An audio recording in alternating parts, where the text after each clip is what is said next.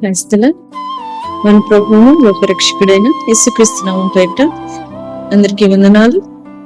మరి వాక్యంలో నుంచి చిన్న మాట చదువుకుందాం. లూకా సువార్త 7వ అధ్యాయం 9వ వచనంలో, యేసు ఈ మాటలు విని అతని గూర్చి ఆశ్చర్యపడి తన వెంట వచ్చుచున్న జనసమూహం వైపు తిరిగి, ఇశ్రాయేలులోనైనను ఇంత గొప్ప విశ్వాసము నేను చూడలేదని మీతో చెప్పుచున్నానెను.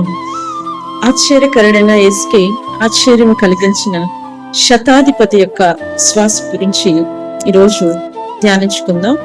నిజముగా శతాధిపతి ఒక అన్యుడు దేవుని గురించి విని తన ప్రియమైన దాసుడు బలహీనుడిగా ఉన్నాడని, దాసునికి ఆరోగ్యము స్వస్థత కలగాలని మరి విశ్వాసము చేత యేసు ప్రభు వారి దగ్గరికి కొంతమంది వ్యక్తులను పంపించారు.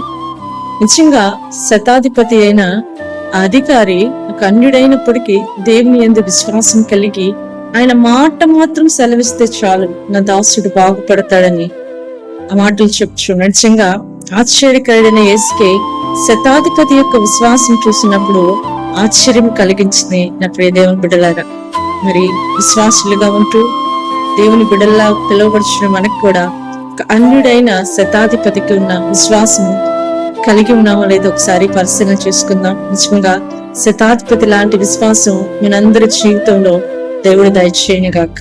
ఆమేన్.